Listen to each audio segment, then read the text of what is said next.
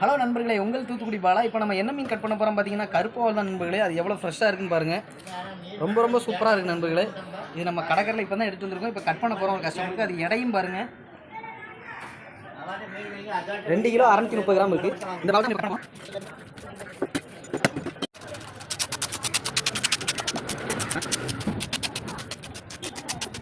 இப்போ இந்த மீனை நம்ம கட் பண்ண போகிறோம். செதிலாம் அடிச்சாச்சு, உங்களுக்கு பார்த்தாலே தெரியும்.